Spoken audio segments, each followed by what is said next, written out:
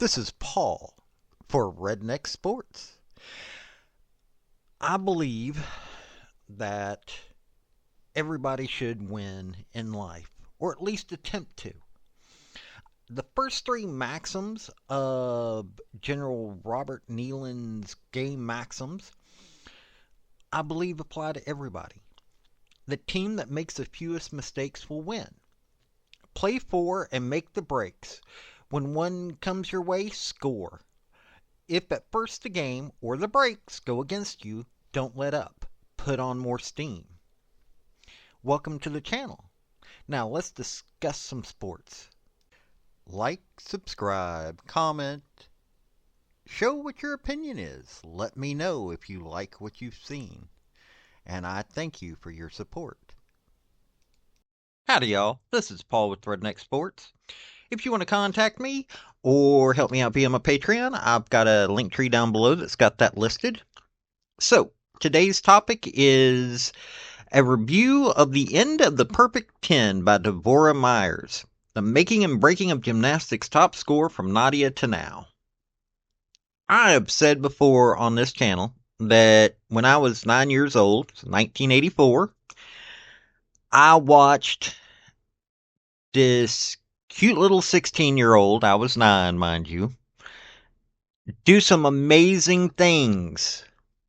Her name was Mary Lou Retton. She was in Los Angeles. This was the Olympics of Mary Lou Retton. You had Michael Jordan playing basketball for the Team USA. You had Carl Lewis doing some amazing things that to this day I'm still stunned at what I saw back then. And Greg Louganis was doing dives that no American's really been able to do again. But I really got into gymnastics that year along with the other Olympic sports.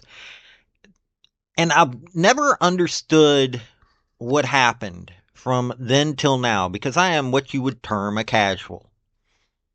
This book explains everything, and it explains it in detail that this dumb old redneck is sitting there looking at it going, holy cow, that really was happening? Now, mind you, this book was written in 2016, so there's some things in it that might shock you now, but we'll get into it. Now, if you watched this year's Olympics, you saw Jordan Childs lose her bronze medal because of scoring difficulty that then turned into, oh, you can't contest this after 60 seconds. It was a bunch of silliness. But then again, though, you're wondering why the scoring thing, especially when you're my age, and you remember the tens. Matter of fact, college gymnastics, and explains this in this book. College gymnastics still goes with the 10.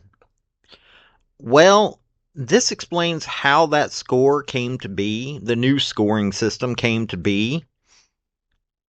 It goes into the history of Nadia Comaneci. It goes into the history of the Corellis. It goes into the history of gymnastics and how the Russians and Romanians became worse off because of the new scoring system, while Americans, Chinese, and Japanese grew in their ability to produce gymnastics gold. Now, like I said, this book was written in 2016, so she interviewed a whole lot of people. Team USA, college stars, at the gymnasts themselves. It even talks about male gymnasts, but primarily focuses on female gymnasts. And I believe that Dvora Meyers does an excellent job in covering all of this. Now, when I say that you have to remember that this is 2016 that this book is written, one of the people that she interviewed and is quoted throughout the book, well, not throughout, but several places in the book, so I guess it would be throughout, was Larry Nassar, the feller who did bad things to some of the female athletes.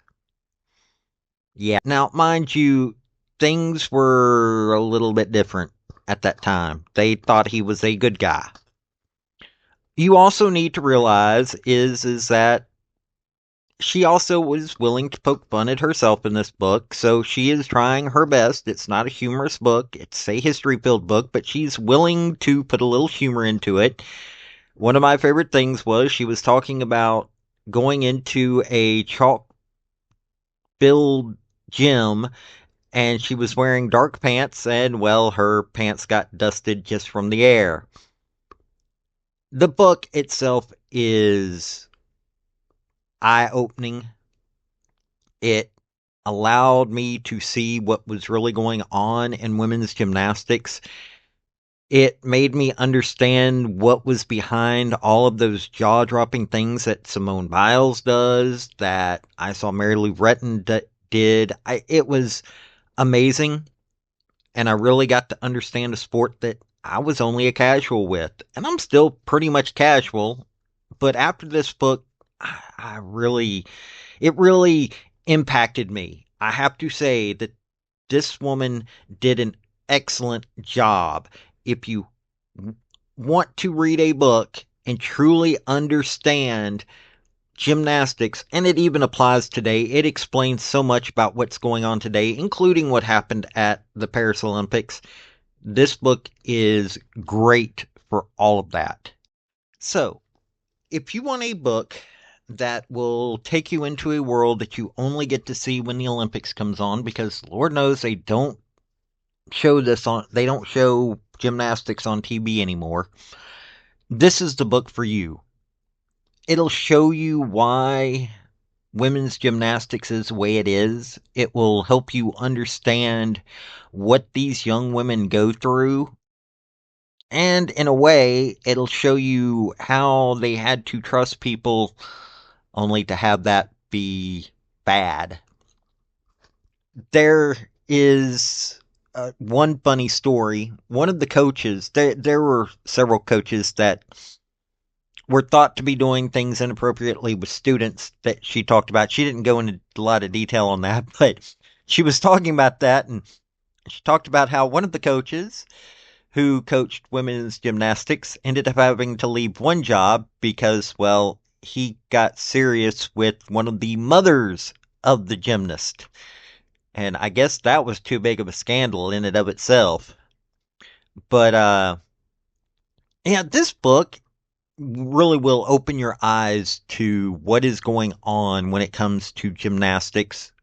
Not so much the men's, but it does cover a little bit about that. But you'll see what's going on when you see Simone Biles, when you see Jade Carey, when you get to understand Gabby Douglas or Nadia Comaneci or Mary Lou Retton.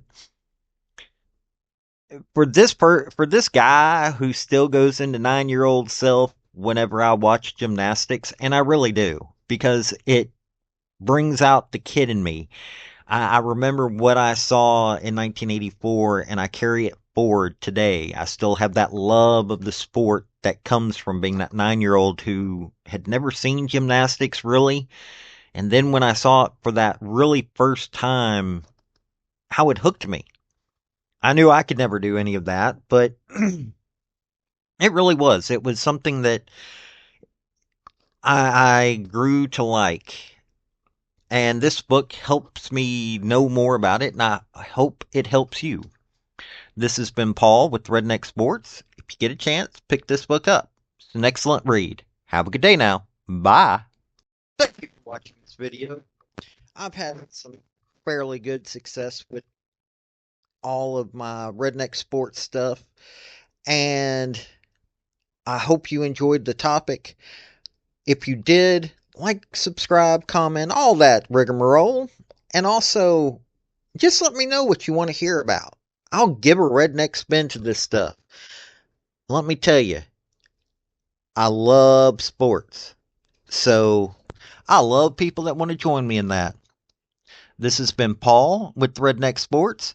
Y'all have a good day now. Bye.